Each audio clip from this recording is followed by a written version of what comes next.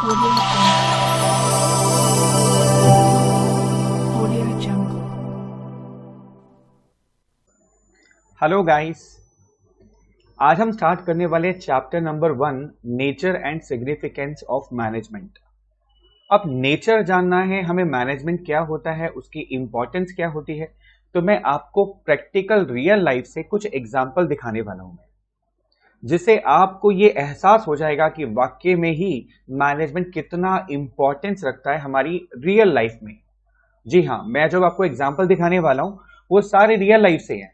कोई भी एग्जांपल आपको किताब में नहीं मिलेगा, इट्स ऑल रियल फैक्ट्स। देखिए जरा, पहला फैक्ट्स, वॉलमार्ट, आपने शायद नाम नहीं सुना होगा, अभी थोड़ी देर में आपको आइडिया लग जाएगा वॉलमार्ट है क्या। Walmart is the largest company by revenue, मतलब ये वर्ल्ड की वो कंपनी है जिसकी सबसे ज्यादा रेवेन्यू है। एक साल की रेवेन्यू इस कंपनी की है 35 lakh crore. Can you believe this? आपको विश्वास नहीं हो रहा ना? बत्ती जल गई ना, ये वाली बत्ती जल गई ना दिमाग की। मतलब एक कंपनी ऐसी भी है वर्ल्ड के अंदर में जिसकी एक साल की रेवेन्यू 35 लाख करोड़ है और जिसके एम्प्लॉइज हैं 23 लाख से भी ज्यादा। 23 लाख एम्प्लॉय से भी ज्यादा लोग इस कंपनी में काम करते हैं, यानी इसके एम्प्लॉय से एक पूरा शहर बच सकता है। अब आप सोचो, ऐसी कंपनी भी है तो क्या वो कंपनी बिना मैनेजमेंट के चल जाती होगी? एक थोड़ा सा दिमाग पे जोर दो। क्या कोई भी कंपनी बिना मैनेजमेंट के चल जाएगी? इतनी बड़ी कंपनी, सोचो। नहीं ना। 35 लाख करोड़। गहरी सांस लो, धीरे धीरे छोड़ो, क्योंकि ऐसे बहुत सारे फैक्ट्स मैं आपके सामने लाने वाला हूं। ठीक है, दूसरा फैक्ट्स, ये एक एग्जांपल नहीं, ऐसे बहुत सारे एग्जांपल दूंगा मैं आपको। वॉलमार्ट ने ही इंडिया की एक कंपनी को खरीदा था, उसका नाम आप सब लोग जानते हैं, फ्लिपकार्ट। बहुत फेमस नेम है और आप सब लोग इसको जरूर, आपने इसका यूज किया होगा कहीं ना कहीं, नहीं तो नाम तो जरूर सुना होगा।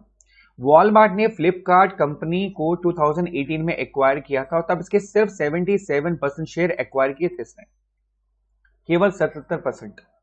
और इसके लिए जो पेमेंट की गई थी वो 1 लाख करोड़ से ज्यादा की थी।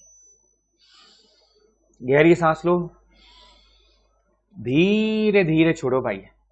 हाँ, आपको विश्वास नहीं हो रहा होगा कि भारत की कंपनी को इस कंपनी ने खरीदा था अपने एडवांटेज के लिए और 1 लाख करोड़ के आसपास अमाउंट खर्च किया था, वो भी सिर्फ 77% शेयर एक्वायर करने के लिए।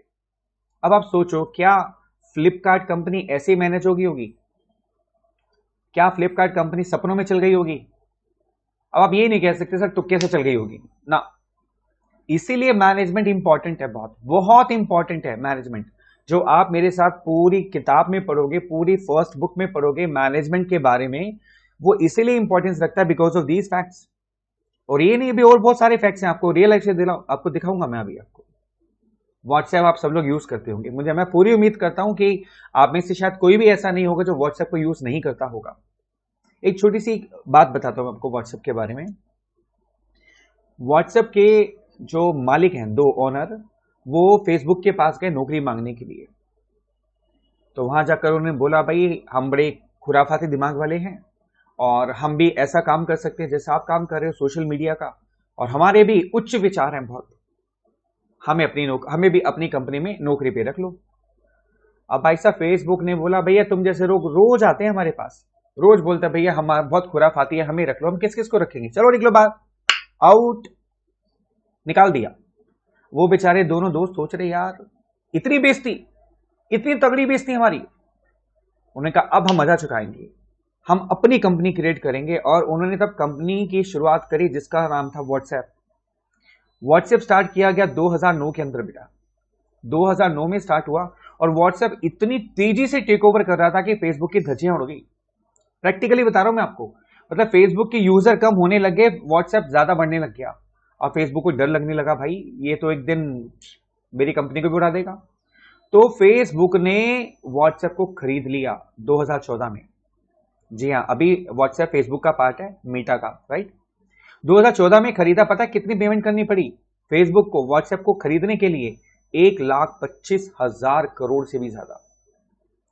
यानी 2009 से 2014, जरा हिसाब लगाइए कितने साल हो गए? 5 साल, 5 इयर्स। 5 साल के अंदर व्हाट्सएप इतनी बड़ी कंपनी हो गई कि फेसबुक को उसको खरीदना पड़ा 1.25 लाख करोड़ में। यानी एवरेज देखा जाए तो एक साल की कीमत होगी 25,000 करोड़। फेसबुक अगर इनको नौकरी पे रख लेता, इन दोनों के जो मालिक थे, इस कंपनी के 2 मालिक थे, तो कितना अच्छा होता। सिर्फ सैलरी देनी पड़ती, अब तो उसको 25,000 करोड़ रुपया एक साल का ऑन एन एवरेज देना पड़ा। अब सच सच बताना, क्या आपको लगता है सारे काम तुक्के से होते हैं?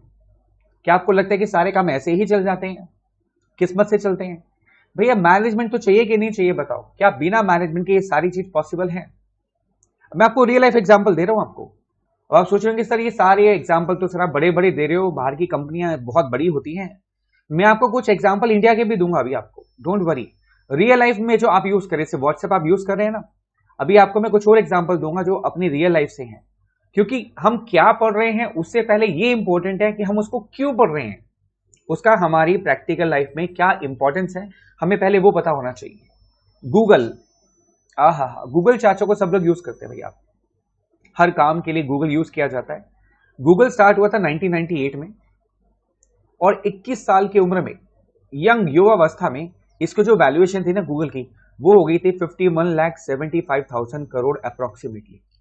21 साल की युवावस्था में, यंग एज में, गूगल की वैल्यूएशन कितनी होगी बेटा?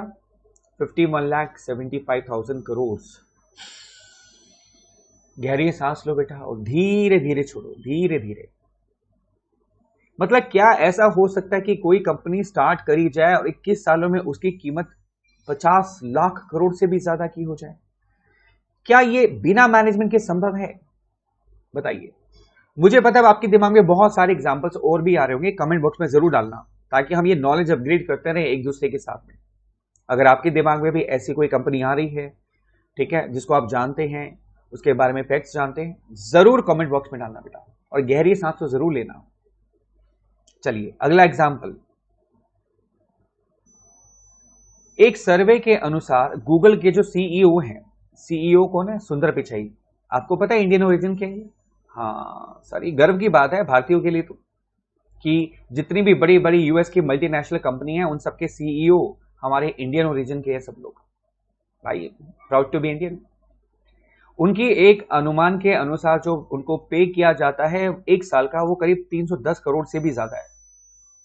एक साल का एक पर्सन को एक कंपनी पे कर रही है उसकी सर्विसेज के लिए मोर देन 300 करोड़ 1 ईयर, एक साल के लिए। यार कुछ तो खास बात होगी। अब आपको नहीं लगता कि सीईओ का काम ये करना है, मैनेजमेंट करना? अब समझ आ रहा है क्यों पढ़ रहे हैं हम ऐसी बातें? हम मैनेजमेंट को क्यों पढ़ेंगे इस कोर्स के अंदर में, सिलेबस में क्यों पढ़ने वाले हैं? कोई तो वजह होगी ना। वो वजह यही है बेटा कि मैनेजमेंट बहुत बहुत इंपॉर्टेंस रखता है। बट मैनेजमेंट है क्या, अभी पढ़ेंगे तसल्ली से। आज मुझे सबसे पहले आपको बड़े अच्छे अच्छे फैक्ट्स दिखाने हैं जो रियल लाइफ में है। अब देखो आगे भारत की कंपनी आईटीसी लिमिटेड। अब आप बोलोगे नाम सर हमने नहीं सुना हुआ, लेकिन इनके प्रोडक्ट्स आपको सबको सब आपने यूज किए होंगे। बहुत बार होता है हम प्रोडक्ट के नाम से जानते हैं कंपनी को, और कंपनी का रियल नेम हमें नहीं मालूम होता। अभी देखो जरा मैं बताता हूं। आशीर्वाद आटा सुना है आपने? सनफीस्ट के बिस्किट आते हैं, बिंगो, yippee, अब तो कोई ना कोई नाम तो जरूर सुना होगा आपने। पर्सनल केयर में फियामा, विवेल, एंगेज, ठीक है, और क्लासमेट के रजिस्टर आप लोग यूज करते होंगे। शायद अभी नोट्स बनाने के लिए भी आप में से कोई क्लासमेट का रजिस्टर यूज कर रहा होगा, तो भाई कमेंट बॉक्स में जरूर डालना कि आप यूज कर रहे हो, कंफर्म हो जाएगा, ठीक है। इसकी अगरबत्ती भी आती है, पता है, मंगलदीप अगरबत्ती के नाम से। इसके होटल्स भी हैं, मालूम है आपको? आईटीसी मौर्या दिल्ली में है। ये कंपनी सिगरेट सिगार भी बनाती है, नेविकट, गोल्ड फ्लेक। एग्री बिजनेस में भी है ये वाली कंपनी, सोया मील बनाती है, फूड ग्रेन्स बनाती है, और आईटी सेक्टर में भी है। अब आप ये देखो कि ये मैंने कुछ एग्जांपल लिए हैं आईटीसी कंपनी के। ये कंपनी फूड्स में भी है, पर्सनल केयर में भी है, एजुकेशन में भी है, अगरबत्ती में भी है, होटल बिजनेस भी करती है, सिगरेट सिगार का बिजनेस भी करती है, एग्री बिजनेस भी करती है, आईटी सेक्टर में भी है, और सब में महारत हासिल है। क्या कोई एक कंपनी इतने सारे सेक्टर के अंदर में अकेले सारे काम कर सकती है? सोच के देखो जरा। क्या ये सारे काम बिना मैनेजमेंट के संभव है मेरे बेटा? संभव है? नहीं है ना? कंफर्म करो कमेंट बॉक्स में, यस सर, बिना मैनेजमेंट के ये सब कर पाना संभव नहीं है। इसीलिए मैनेजमेंट को पढ़ना और समझना बहुत अच्छा है और बहुत फायदेमंद है। चलिए एक दो फैक्ट्स और बता देता हूं, फिर चैप्टर स्टार्ट करते हैं हम लोग। टाटा ग्रुप का नाम सबने सुना हुआ है, टाटा का नमक सबने खाया हुआ है ना, और जिसका नमक खाते हैं भाई तारीफ तो करनी पड़ती है। टाटा ग्रुप की जो रेवेन्यू है 17-18 की, मतलब आज से 5 साल पहले की मैं रेवेन्यू बता रहा हूं। अब की आप अभी की जो रेवेन्यू है ना वो गूगल में जाके जरूर चेक कीजिएगा और कमेंट्स बॉक्स में जरूर डालना कि लेटेस्ट रेवेन्यू कितनी है। ठीक है, 9,44,000 करोड़ को भी पार कर गई थी। एक साल की बता रहा हूं मैं, एक साल की रेवेन्यू। टाटा ग्रुप तो जानते हो, टाटा का नमक खाया, टाटा की गाड़ियां देखते हो, सब कुछ टाटा का तो आप ऑलमोस्ट एवरीथिंग आपको पता होगी, है ना। कोई ना कोई प्रोडक्ट आप जरूर यूज करते होंगे। उसकी 17-18 की रेवेन्यू केवल एक साल की 9,44,000 करोड़ के भी पार थी। इतना बड़ा ग्रुप, इतनी सारी कंपनी, इतनी बड़ी रेवेन्यू, मतलब मैं कैलकुलेट भी करूं तो शायद नहीं कर पाऊंगा कि पर डे की रेवेन्यू कितनी होगी। भाई कैलकुलेटर है यहाँ आसपास में? अभी नहीं है, आप लोग देखिएगा पर डे की रेवेन्यू कितनी बैठेगी भाई। 9,44,000 करोड़ और 365 से डिवाइड करना, देख लेना आप कितनी रेवेन्यू एक दिन की आती है। क्या ये सब बिना मैनेजमेंट के संभव है? जल्दी दिमाग की बत्ती ना, टिंग टिंग। स्टेट बैंक ऑफ इंडिया हमारा अपना बैंक, सबसे पुराना बैंक भारत का, है ना। सारे भारतवासी इस पर विश्वास करते हैं और मैं नहीं मानता कि कोई भी शायद ऐसा घर होगा जिसमें से किसी एक पर्सन का अकाउंट इस बैंक में ना हो। एक फैमिली में एक पर्सन का अकाउंट इस बैंक में जरूर होगा। स्टेट बैंक ऑफ इंडिया की 14,000 से ज्यादा ब्रांचेस हैं, 58,500 से ज्यादा एटीएम है, 191 फॉरेन ब्रांचेस हैं, 36 कंट्री में ये बैंक चलता है और एक साल की रेवेन्यू 17-18 की इसकी थी 2,20,000 करोड़। मैं एक साल की बात कर रहा हूं, 1 ईयर ओनली, एक साल की रेवेन्यू 2,20,000 करोड़ से ज्यादा। गहरी सांस लो बेटा और धीरे धीरे छोड़ो, क्योंकि आप टाटा ग्रुप को जानते हो, एसबीआई को जानते हो, व्हाट्सएप जानते हो, गूगल जानते हो, लेकिन इसके रियल फैक्ट्स नहीं जानते थे आप। आज आपको पता चला। ये फिगर डाइजेस्ट करना मुझे पता बहुत मुश्किल लग रहा होगा आप लोगों को, बट ये दीज आर रियल फैक्ट्स। आप चेक कर सकते हो, चेक करना, और अभी लेटेस्ट चेक करके कमेंट बॉक्स में जरूर डालना बेटे, ठीक है। कसम लगेगी आपको मैनेजमेंट की, ठीक है। कमेंट बॉक्स में डालना इनकी रेवेन्यू कितनी है, आपको पता होना चाहिए। चलिए एक दो फैक्ट्स हो, बड़े अच्छे लग रहे हैं, मेरे को बड़ा मजा आ रहा है आपके साथ फैक्ट शेयर करने में। एचडीएफसी बैंक, आप बोल रहे होंगे सर एसबीआई बैंक में नहीं, हमारा अकाउंट तो एचडीएफसी में है, आईसीआईसी में है, एक्सिस में है, हो सकता है, ठीक है। मैं आपको एक और एग्जांपल दे रहा हूं। एचडीएफसी बैंक जो है ना बेटा, वो इंडिया का पहला इन प्रिंसिपल प्राइवेट बैंक है। 1994 में स्टार्ट हुआ था ये बैंक। 24 साल की उम्र में, सिर्फ 24 साल की उम्र में 2017-18 में इसकी रेवेन्यू थी 80,000 करोड़ से भी ज्यादा। ये मैं राउंड फिगर दे रहा हूं, एक्यूरेट फिगर नहीं है, ठीक है ना, इसलिए मैंने बताया 80,000 करोड़ से भी ज्यादा थी एक साल की रेवेन्यू, एक साल की, सिंगल ईयर। क्योंकि आपको एसबीआई लग रहा होगा नेशनलाइज बैंक है सर, उसकी तो हो ही सकती है। ये प्राइवेट बैंक की बात कर रहा हूं मैं, एचडीएफसी प्राइवेट बैंक है। 1994 में स्टार्ट हुआ था, केवल 24 साल की उम्र में इसकी रेवेन्यू 80,000 करोड़ से भी ज्यादा। चलिए एक लास्ट आपको फैक्ट्स और दे दे, फिर हम स्टार्ट करते हैं अपना कंसेप्ट मैनेजमेंट का। जियो, बहुत सारे आप में से ऐसे भी लोग होंगे जो अभी यूट्यूब पर वीडियो देख रहे होंगे और नेटवर्क जियो का यूज कर रहे होंगे। कर रहे हो? कमेंट बॉक्स पे जरूर डालना, हाँ मैं यूज कर रहा हूं जियो का। जियो सितंबर 2016 में लॉन्च हुआ और 25 अप्रैल 2019 में ये सेकंड लार्जेस्ट टेलीकॉम कंपनी बन गया भारत की, और इसके सब्सक्राइबर थे 30.6 करोड़ सिर्फ 32 महीने में, केवल 32 महीने में। आपको पता है कि इंडिया की पहली टेलीकम्युनिकेशन कंपनी कौन सी है? Any idea? अगर है तो कमेंट बॉक्स में जरूर डालना। मैं चाहता हूं कि आप ये बिजनेस स्टडी ना देखो, ये प्रैक्टिकल सब्जेक्ट है। पता नहीं लोग इसको थ्योरेटिकल सब्जेक्ट क्यों बोलते हैं, it's a totally completely practical subject यार, हमारी डेली लाइफ से जुड़ा हुआ ये। और हो सकता है आप में से बहुत सारे लोग उस कंपनी का नेटवर्क भी यूज करते हो, मुझे पता है, और वह पहली 3 टॉप कंपनियों में से आती है। एक और क्लू दे रहा हूं, बट भारत की पहली टेलीकम्युनिकेशन कंपनी कौन सी है, ठीक है, वो आपको कमेंट बॉक्स में बताना है, राइट। चलिए अब आपको ये समझ आ गया कि मैनेजमेंट इतना इंपॉर्टेंस क्यों रखता है माय डियर। अब आपको लगता है कि वाक्य में हमें मैनेजमेंट को पढ़ना चाहिए, डिटेल में पढ़ना चाहिए। ऑफ कोर्स एग्जाम के लिए तैयारी तो हम एग्जाम अप्रोच से करेंगे, लेकिन अब आपको क्या रियली दिल में समझ आ रहा है कि इसको पढ़ना हमारे लिए क्यों इतना इंपॉर्टेंस रखता है। जी चलिए अब स्टार्ट करते हैं मैनेजमेंट के बारे में। अब हम बिल्कुल अप्रोच लेके चलेंगे आपकी स्कूल वाली, आपके एग्जाम ओरिएंटेड अप्रोच, और बिल्कुल वैसे ही पढ़ेंगे। और इसके अंदर मैं आपको लाइन मारना सिखाऊंगा। खुश हो गए? हाँ, कीवर्ड्स की लाइन मारना सिखाऊंगा, आपको कीवर्ड्स भी बताऊंगा, एग्जाम में कौन कौन से कीवर्ड्स आते हैं, ठीक है। एग्जाम में जो मार्किंग स्कीम होती है उसमें कौन कौन से कीवर्ड चेक किए जाते हैं जिसके बेस पर आपको नंबर मिलते हैं।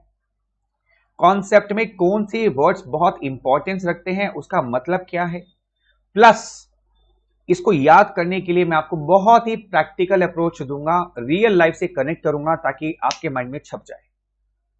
ठीक है, चलिए सबसे पहले स्टार्ट करते हैं मैनेजमेंट की डेफिनेशन क्या होती है। मैनेजमेंट की डेफिनेशन देखो, जो मैनेजमेंट वर्ड है manage, MANAGEMENT,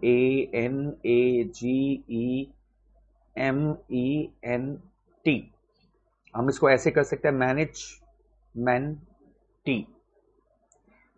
the man tactfully, लोगों को मैनेज करना, ठीक है, लोगों को मैनेज करना टेक्टफुली, केयरफुली, स्किलफुली, क्योंकि दुनिया में सबसे मुश्किल काम है लोगों को मैनेज करना। मशीन को मैनेज करना बहुत आसान काम है। अभी एसी बंद करना मैं अभी बंद कर सकता हूं, कुछ कहेगा भी नहीं, उफ भी नहीं करेगा, ये बंद हो जाएगा, मैं दोबारा स्टार्ट करूंगा दोबारा स्टार्ट हो जाएगा। लेकिन एक आदमी को या किसी पर्सन से काम कराना रियली में एक डिफिकल्ट टास्क है, चैलेंजिंग टास्क है। मानते हो कि नहीं मानते हो?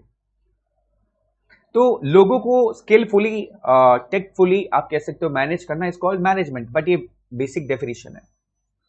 आज की डेट में, प्रेजेंट वर्ल्ड की अगर मैं बात करूं, आपको केवल लोगों को मैनेज नहीं करना, इसके अलावा आपको मशीन को भी मैनेज करना है, आपको मटेरियल को भी मैनेज करना है, आपको मशीन को मैनेज करना है, मटेरियल को मैनेज करना है, ठीक है। और क्या हो सकता है? मार्केट को मैनेज करना, ठीक है। मशीन को मैनेज करना, मटेरियल को मैनेज करना, मार्केट को मैनेज करना, मनी को मैनेज करना, ये सब मैनेजमेंट का पार्ट है। और यहां पर मार्केट को मैनेज को करने के लिए आपका एक चैप्टर भी आएगा, मार्केटिंग मैनेजमेंट। मार्केटिंग मैनेजमेंट आप मेरे साथ पढ़ेंगे। मनी को मैनेज करने के लिए एक चैप्टर आएगा, फाइनेंशियल मैनेजमेंट, वो चैप्टर भी आप मेरे साथ पढ़ेंगे, आपके कोर्स में है। और फाइनेंशियल मार्केट भी एक चैप्टर है जो आप मेरे साथ पढ़ेंगे। खैर ये तो बात हुई मैनेजमेंट से रिलेटेड। बट सर एग्जाम में हमें अभी तो एक डेफिनेशन लिखनी है जो प्रॉपर डेफिनेशन हो, जिसको हम लिख सकें, है ना। तो कोई बात नहीं, एग्जाम के हिसाब से भी आपको एक डेफिनेशन दिखाते हैं आपको, जो आपको लर्न करनी है। Management is a process of creating an internal environment where individuals working together in group can perform efficiently and effectively towards attainment of group goals। अरे ब्रेक करते हैं इसको बेटा, ब्रेक करते हैं इस डेफिनेशन को, वर्ड टू वर्ड समझते हैं। पहली बात, मैनेजमेंट एक प्रोसेस है। क्या है? अंडरलाइन कर लेना प्रोसेस, क्योंकि एग्जाम में क्वेश्चन आया था, name the process where individuals work together to in group to perform efficiently effectively towards attainment of group goals. Answer क्या होगा? मैनेजमेंट। ठीक है, ठीक है। तो मैनेजमेंट बेसिकली है क्या? एक प्रोसेस है। प्रोसेस मतलब इसके बहुत सारे फंक्शंस होते हैं, स्टेप बाय स्टेप काम होते हैं, राइट। तो इसमें बहुत सारे फंक्शंस भी हम पढ़ेंगे, like planning, organizing, staffing, directing, controlling, वो फंक्शन भी हम पढ़ेंगे। तो पहला कीवर्ड क्या है? प्रोसेस। दूसरा, क्रिएटिंग एन इंटरनल एनवायरनमेंट। इसका क्या मतलब होता है, इसको जरा समझते हैं। देखो मैं एक बात पूछता हूं आपसे, अगर हम घर पे पूजा कर सकते हैं तो हम मंदिर, मस्जिद, गुरुद्वारे क्यों जाते हैं? बताइए। अगर हम घर पे पिक्चर देखते हैं और सिनेमा हॉल में पिक्चर देखते हैं तो दोनों में कोई डिफरेंस होता है? होता है कि नहीं होता? पिक्चर कहां पर अच्छी लगती है? सिनेमा हॉल में, राइट। हम घर पे भी गेम्स खेल सकते हैं, लेकिन हम प्लेग्राउंड में क्यों जाते हैं? स्टेडियम में हम क्रिकेट की शो देखने क्यों जाते हैं? राइट। पढ़ाई घर पर भी हो सकती है, तो हम स्कूल्स में क्यों जाते हैं? इन सब का एक ही आंसर है, एनवायरमेंट। मंदिर, मस्जिद, गुरुद्वारे में एक एनवायरमेंट होता है जहां पर सबका फोकस केवल एक ही गोल पर होता है, मतलब इबादत करना, गॉड को याद करना, भगवान की प्रार्थना में लीन होना, है ना। और वहां पर पूरा एनवायरमेंट मिलता है आपको। प्लेग्राउंड में जाते तो आपके अंदर एक स्पोर्ट्स प्लेयर की जो स्पिरिट होती है वो जाग जाती है। सिनेमा हॉल में जाते तो हमारा सारा फोकस एक पिक्चर के ऊपर होता है। वहां एक ऐसा एनवायरमेंट क्रिएट होता है, बिल्कुल आपने देखा होगा बड़ी डिम लाइट होती है, कहीं पर बिल्कुल लाइट ऑफ होती है, डॉल्बी स्टीरियो होता है ना, आवाज साउंड होती है, कोई डिस्टर्ब नहीं करता, बिल्कुल सारा फोकस बड़ी स्क्रीन पर होता है। वो एक ऐसा एनवायरनमेंट क्रिएट कर दिया जाता है जहां पर आप आपका सारा फोकस एक गोल पर होता है, भले ही वो गोल एंटरटेनमेंट है, राइट, गोल तो है ना। ऐसे ही मैनेजमेंट का मतलब होता है बिजनेस के अंदर में एक एनवायरनमेंट क्रिएट करना, एक ऐसा एनवायरनमेंट क्रिएट करना जहां पर सभी इंडिविजुअल लोग बेटा जो काम कर रहे हैं वो गोल को अचीव कर सके। गोल कौन सा? बिजनेस का बेटे, बिजनेस में प्रॉफिट कमाने का गोल, बिजनेस में ग्रोथ का गोल। तो पहला पॉइंट आता है मैनेजमेंट के अंदर में, इट इज ए प्रोसेस। दूसरा पॉइंट आता है it creates an internal environment. ठीक है, it creates internal environment where, जहां पर इंडिविजुअल्स जो अकेले अकेले काम कर रहे हैं बट एक ग्रुप में काम कर रहे हैं। भाई इंडिविजुअल अकेले तो काम करेगा ना, लेकिन वो ग्रुप में कर रहा है, मिलकर के सबके साथ।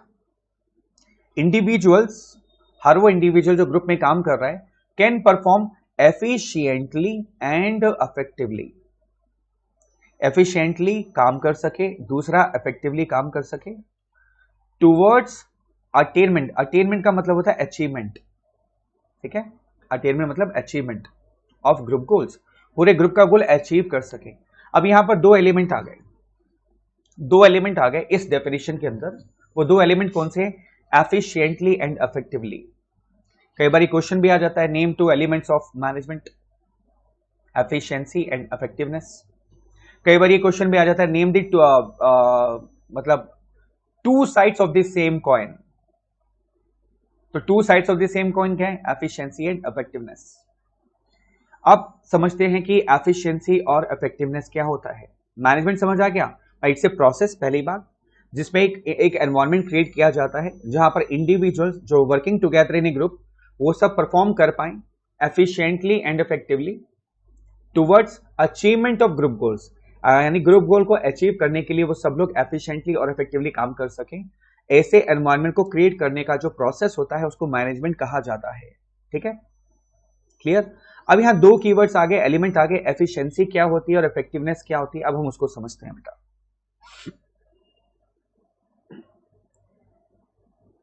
एफिशिएंसी को पहले समझते हैं। Doing the task correctly and with minimum cost. देखो एफिशिएंसी का मतलब है जो भी हम टास्क कर रहे हैं, जो भी हम एक्टिविटी कर रहे हैं, हम उसको करेक्टली करें और विद इन मिनिमम कॉस्ट करें। देखो प्रॉफिट कमाने के दो ही तरीके हैं, या तो आपका सेल्स बहुत ज्यादा हो या कॉस्ट बहुत कम कर लो आप, है ना। भाई कॉस्ट जितनी कम करोगे उतना प्रॉफिट मार्जिन आपका बढ़ जाएगा, क्योंकि सेलिंग प्राइस कहीं ना कहीं मार्केट के डिमांड फैक्टर के ऊपर डिपेंड करता है, राइट। तो वो डिमांड फैक्टर से आप प्राइस को डिसाइड कर पाओगे, लेकिन कॉस्ट को कम करना आपके हाथ में होता है। आप उसको बहुत कम और कम और कम और कम कर सकते हो। तो कॉस्ट को कम करना हमारा मेन फोकस रहता है किसमें? एफिशिएंसी में। ठीक है, और यहां पर हम क्या करते हैं? पहला पॉइंट आ गया हमारा यहां पर, doing the task correctly with minimum cost. ठीक है, और दूसरा पॉइंट आ गया analysing the cost versus benefit. यानी कॉस्ट को, दूसरा पॉइंट क्या है? हम यहां पर कॉस्ट को एनालाइज करते हैं बेनिफिट से। यानी जितनी कॉस्ट हम इंकर कर रहे हैं, खर्च कर रहे हैं, क्या हमें उतना बेनिफिट मिल रहा है कि नहीं मिल रहा। हम कंपेयर करते हैं कॉस्ट को किससे? बेनिफिट से। कॉस्ट को किससे कंपेयर करते हैं? बेनिफिट से कंपेयर करते हैं कि बेनिफिट ज्यादा कि कॉस्ट ज्यादा। देखो अगर बेनिफिट ज्यादा है, कॉस्ट कम है, तो हम मैनेजमेंट प्रॉपर्ली कर रहे हैं। लेकिन अगर हमारी कॉस्ट ज्यादा है और बेनिफिट कम है, तो भाई कहीं ना कहीं मिसमैनेजमेंट हो रहा है, कहीं ना कहीं आपके मैनेजमेंट में कमी है, अगर आपकी कॉस्ट ज्यादा है और बेनिफिट कम है। तो एफिशिएंसी में हमारा सारा फोकस किस पर होता है? तीसरा point, main focus is on the cost. ये तीसरा पॉइंट है। कई बार क्वेश्चन भी आ जाता है एफिशिएंसी के ऊपर में, आपको एक शॉर्ट नोट लिखना है या एफिशिएंसी को एक्सप्लेन करना है, कई बार केस स्टडी में वो कंसेप्ट एफिशिएंसी पूछ लेता है, बोलता है इलैबोरेट करो। तो ये 3 पॉइंट आपको मेंशन करने हैं। Doing the task correctly with minimum cost, और second point analyse cost benefit हम जो करते हैं, और तीसरा हमारा सारा मेन फोकस किस पर होता है? कॉस्ट पर होता है। किस पर होता है? Cost per. दूसरा पॉइंट अब आता है इफेक्टिवनेस क्या होता है? Doing the right task, completing activities and achieving the goals. ठीक है, doing the right task, number 1 doing the right task, right task करना, एक्टिविटीज को कंप्लीट करना और गोल्स को अचीव करना। Effectiveness, no matter of cost, और तीसरा पॉइंट है time is the main focus. अब आपको ज्यादा समझ आ रहा होगा, दूसरा नो मैटर ऑफ कॉस्ट और तीसरा time is the main focus. इसको डिटेल में समझते हैं। इफेक्टिवनेस के अंदर में हमारा सारा फोकस जो होता है वो टाइम पर होता है। देखो, टाइम एक बहुत इंपॉर्टेंट एलिमेंट होता है। कोई भी काम अगर टाइम के खत्म होने के बाद हो रहा है तो उसकी वैल्यू खत्म हो जाती है, नहीं लगता आपको? एक एग्जांपल लेते हैं। मान लिया आप एक रेस्टोरेंट में गए, खाना खाने गए, खाना बहुत बहुत टेस्टी है, वहां पर रेस्टोरेंट बहुत अच्छा है, लेकिन खाना आपको बहुत देर में मिल रहा है, तो कहीं ना कहीं उसकी इंपॉर्टेंस खत्म हो जाती है। आपकी भूख बढ़ रही है, 1 घंटे 1.5 घंटे में आपके पास में खाना आ रहा है, तो आपको क्या लगता है? मजा आएगा आपको? सोच के देखो आपको, नहीं। भले ही खाना कितना बढ़िया हो, कितना बढ़िया रेस्टोरेंट हो, लेकिन आपको मजा नहीं आएगा क्योंकि वहां पर टाइम पर फोकस नहीं हो रहा, राइट? इसी तरह बिजनेस के अंदर में भी अगर मान लो हमें कोई ऑर्डर मिल गया, लेट्स सपोज एक ऑर्डर मिला, और ऑर्डर अगर हम टाइम से कंप्लीट नहीं करेंगे तो डेफिनेटली नुकसान तो होता ही है। कई बार ऑर्डर कैंसिल हो जाता है, कई बार पेनल्टी भी लग जाती है। ठीक है, तो हमारा फिर उस समय फोकस किस पर होता है? समय पर, कि अगर हमने टाइम से ऑर्डर को कंप्लीट करके नहीं दिया तो नुकसान हो जाएगा। तो मैनेजमेंट के अंदर में एक तरफ तो हम एफिशिएंसी पर फोकस कर रहे थे, कॉस्ट को कम कर रहे थे, दूसरा फोकस किस पर होगा हमारा? टाइम पर। टाइम बहुत इंपॉर्टेंट है, राइट? तो इफेक्टिवनेस उसी को बोलते हैं, टाइम पर फोकस करना। अच्छा, टाइम कई बार इतनी ज्यादा इंपॉर्टेंस रखता है कि हम कॉस्ट को भी इग्नोर कर देते हैं। ऐसा क्यों सर? समझाता हूं मैं आपको। मान लो आज रात को मुझे ऑर्डर कंप्लीट करके देना है, ठीक है? अगर आज हमने ऑर्डर कंप्लीट नहीं किया तो कल भैया या तो ऑर्डर कैंसिल हो जाएगा, और हो सकता है पेनल्टी लग जाए, हो सकता है कोई फाइन वाइन कुछ भी लग जाए। तो आज अगर मुझे ऑर्डर कंप्लीट करना है और मेरा काम पेंडिंग पड़ा है, तो आपको लगता है कि मैं कॉस्ट कम करूंगा या मैं स्टाफ को बोलूंगा भैया ओवर टाइम लगाऊं, ओवर टाइम लगा करके इसको कंप्लीट करूं? यही होगा ना, मैं ओवर टाइम लगवाऊंगा, काम को कंप्लीट कराऊंगा। तो नो मैटर ऑफ कॉस्ट, यहां पर कई बार हम कॉस्ट को भी इग्नोर कर देते हैं। कई बार हम क्या करते हैं? कॉस्ट को भी इग्नोर कर देते हैं। नो मैटर ऑफ कॉस्ट, हमारा मेन फोकस किस पर होता है? टाइम पर। किस पर फोकस होता है? टाइम पर। So doing the right task, completing activities and achieving the goals is called effectiveness. तो मैनेजमेंट क्या होता है? मैनेजमेंट का मतलब होता है एफिशिएंसी प्लस इफेक्टिवनेस, दोनों का कॉम्बिनेशन। सो मैनेजमेंट क्या है? It's a process of creating an internal environment where individuals working together in group can perform efficiently and effectively towards attainment of group goals. तो क्या हम यहां पर ही कंक्लूड कर सकते हैं कि भैया two important elements of management are efficiency and effectiveness? ठीक है, so these are inter related, ये दोनों इंटर रिलेटेड है। ऐसा नहीं कि एफिशिएंसी अलग है, इफेक्टिवनेस अलग है। They are two sides of the same coin. कई बार ये क्वेश्चन भी आता है, name the element which are two sides of the same coin. तो आंसर क्या होगा? Efficiency and effectiveness. अच्छा, इस पर ना केस स्टडीज भी बहुत आती हैं एफिशिएंसी वर्ड पर, इफेक्टिवनेस पर। मैनेजमेंट की डेफिनेशन, अब उम्मीद कम है कि ऐसा कोई क्वेश्चन आपसे डायरेक्टली पूछा जाए बोर्ड में, बताओ मैनेजमेंट की डेफिनेशन क्या होती है। जो क्वेश्चंस आपसे पूछे जाएंगे ना, वो बेसिकली केस स्टडीज के बेस पर पूछे जाएंगे। और केस स्टडीज को समझने का सबसे बेस्ट तरीका है, आपको सबसे पहले कॉन्सेप्ट क्लियर होना चाहिए। ठीक है, आई होप ये कॉन्सेप्ट क्लियर हो गया। और ये जो की लाइंस हमने पढ़ी है ना, ये भी की लाइंस केस स्टडीज के अंदर डाली जाती हैं ताकि आप आइडेंटिफाई कर सके। तो ये कीवर्ड है, कॉस्ट वर्सेस बेनिफिट, इसको एनालाइज करना। ठीक है, मेन फोकस कॉस्ट पर हो, यहां पर जो हमारा मेन फोकस है वो कॉस्ट पर होता है। ठीक है, ये और एफिशिएंसी के अंदर में हमारा जो मेन फोकस होता है वो किस पर होता है, टाइम पर होता है, right. These are the keywords guys. I hope आपको ये समझ आ गई कि मैनेजमेंट हमें क्यों पढ़ना है पहली बात, और मैनेजमेंट है क्या। मैनेजिंग द मैन टैक्टफुली, लोगों को मैनेज करना, मनी को मैनेज करना, मार्केट को मैनेज करना, मशीन को मैनेज करना, मटेरियल को मैनेज करना, है ना। ये सारी चीजें बहुत इंपॉर्टेंट है, तभी आप ओवरऑल मैनेजमेंट कर पाएंगे गाइस। उम्मीद करता हूं कि ये कंसेप्ट आपको समझ आया होगा, राइट। और आपके जो भी कमेंट्स हो, जो भी आप चाहते हो, हम बहुत सारी प्रैक्टिस करेंगे, एमसीक्यू की प्रैक्टिस करेंगे। मैं लाइव आपको एमसीक्यू की प्रैक्टिस कराऊंगा, केस स्टडीज करवाऊंगा, ये कॉन्सेप्ट्स आपको थॉरली क्लियर करवाऊंगा, प्लस आपको एक्रोनिम शॉर्टकट भी दूंगा याद करने के लिए, मेमोराइज करने के लिए, बढ़िया बढ़िया कंसेप्ट, ठीक है। अगर आपको ये समझ आई हो, अच्छी लगी हो, तो लाइक जरूर करना बेटे, लाइक का बटन जरूर दबाना। सब्सक्राइब मुझे उम्मीद आप कर चुके होंगे, और अपने दोस्तों को शेयर जरूर करना, ठीक है। मिलते हैं नेक्स्ट वीडियो में, बहुत दमदार वीडियो होगी, बहुत नए कंसेप्ट के साथ। चलिए guys, take care, bye bye.